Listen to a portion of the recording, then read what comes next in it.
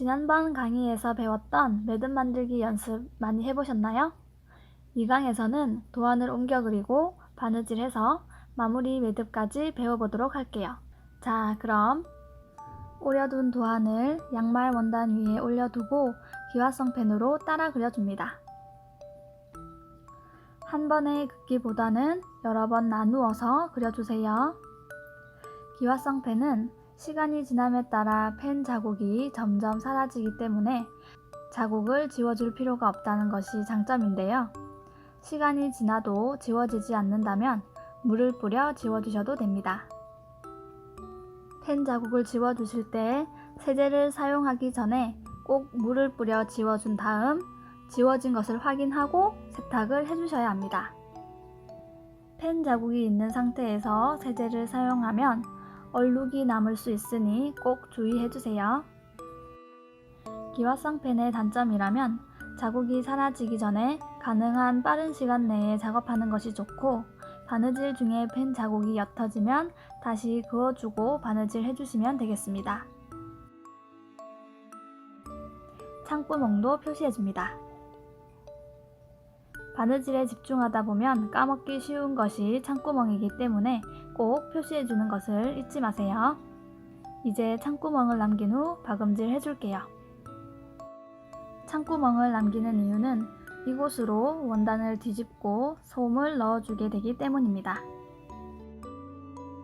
바느질 하기 전에 시침핀을 이용해서 바느질 하는 동안 원단이 움직이지 않도록 고정해주세요. 자, 그럼 박음질 시작! 매듭 지어준 실을 뒤에서 앞으로 통과시켜줍니다.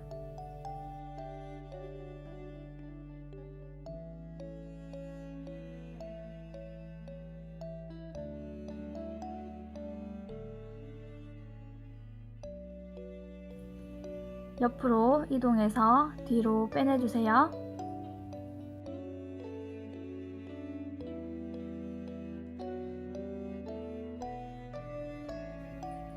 다시 뒤에서 옆으로 이동해 앞으로 통과시켜주세요. 여기서부터는 다시 되돌아가서 뒤로 빼내주세요.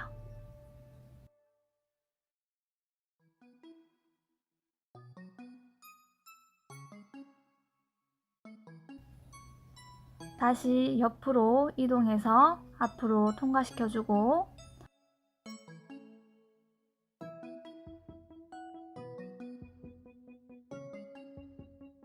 다시 돌아가서 뒤로 빼내주고, 지금부터는 계속 반복하시면 됩니다. 몇 번 더 해볼게요.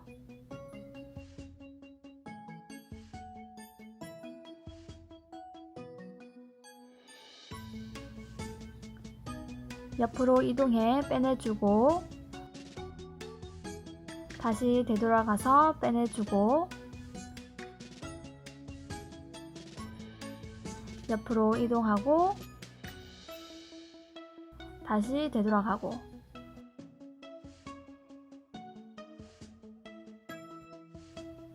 조금 더 빠르게 작업을 해볼까요? 조금 더 빠르게 작업하기 위해서는 한 번에 떠주고 당겨주고, 다시 돌아가서 한 번에 떠주고 당겨주고, 한 번에 떠주고 당겨주고. 여기서 실패 없는 인형 만들기의 조건, 기억하셔야 할 중요한 점은 바느질은 최대한 촘촘히 해주셔야 합니다. 바느질이 서툴다면 더욱 촘촘히 바느질하는 것에 집중하여야 하고요. 바느질 간격이 넓어질수록 바느질 자국이 더욱 도드라져 보이고 울퉁불퉁한 모습이 나오기 쉽습니다. 혹시 지루하시다면 음악이나 라디오를 들으시면서 서두르지 않고 천천히 집중해서 바느질을 해보세요. 오히려 잡생각이 사라지고 잠깐 동안의 힐링의 시간을 가질 수 있을 거예요.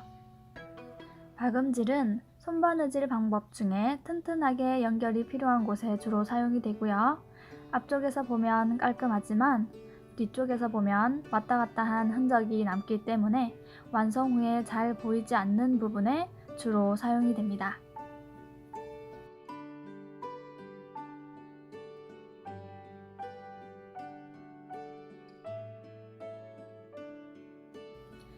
자, 끝까지 박음질 했으면 끝부분에서는 다시 반대로 되돌아가는 박음질을 3땀 정도 해줄게요. 반대로 바느질 하는 이유는 창구멍을 통해 솜을 넣다가 뜯어지는 것을 방지하기 위함입니다.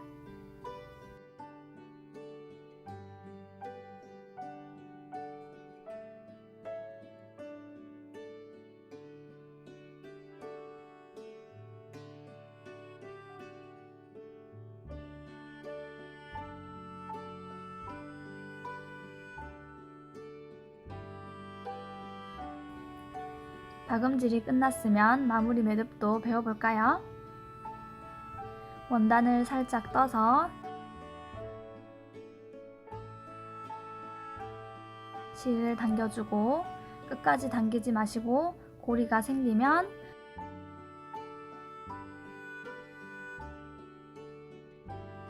고리를 한번 꼬아서 사이로 바늘을 통과시켜 바짝 당겨주고, 원단을 뜬다는 것은 온전히 바느질하는 개념이 아니라 원단 위쪽만 살짝 찝어낸다는 느낌으로 거의 티나지 않게 한 땀을 바느질 해주세요. 고리가 생기면 꼬아서 통과. 이 작업을 2~3번 반복한 후에 가위로 잘라내주면 마무리 매듭도 완성이 되는 것입니다. 이런 방법으로 매듭을 만들면 간격이 뜨지 않고 깔끔하게 매듭 지을 수 있는 팁을 또 하나 배워가시는 겁니다.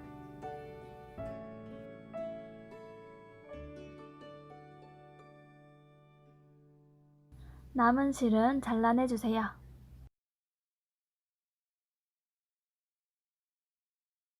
자, 귤 몸통 박음질이 완료되었어요. 바느질 땀이 예쁘지 않아도 촘촘하게만 잘 바느질 해주셨다면 뒤집었을 때 크게 티나지 않을 테니 걱정하지 않으셔도 괜찮습니다. 자, 여기까지. 이번 강의의 미션은 바느질한 부분을 잘 보이게 찍어 사진으로 인증해주세요.